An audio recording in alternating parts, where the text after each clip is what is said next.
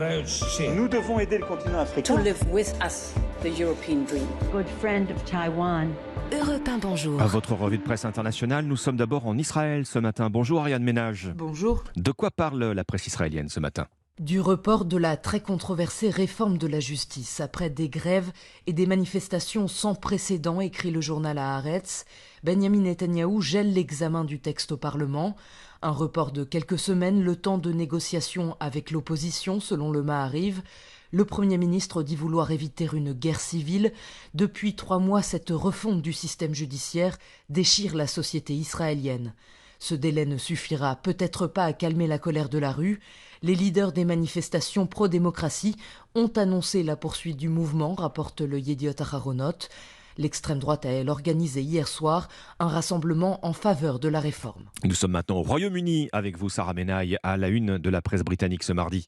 Eh bien, ce matin, dans la presse britannique, on parle évidemment de l'élection du nouveau Premier ministre écossais, Humza Yousaf. C'est son visage qui est en une de tous les quotidiens. À 37 ans, il a été élu lundi par les membres du parti indépendantiste écossais pour succéder à Nicola Sturgeon à la tête du gouvernement. Et ce qui inquiète Londres aujourd'hui, ce sont évidemment ses velléités indépendantistes. À la une du Télégraphe, ce titre « L'élection d'Humza Yousaf n'inspire pas confiance pour l'avenir ». Le Times donne lui les détails du plan de Yousaf pour organiser au plus vite un nouveau référendum sur l'indépendance écossaise. Même angle choisi par le journal Métro, qui précise que le nouveau Premier ministre écossais doit relancer un mouvement indépendantiste en perte de vitesse ces dernières semaines. Nous serons la génération qui obtiendra l'indépendance pour l'Écosse. Voilà ce qu'a promis Humza Yousaf dans son discours de victoire lundi. Dernière étape, l'Algérie avec vous, Nour Chahine. De quoi est-il question ce matin dans les journaux algériens ?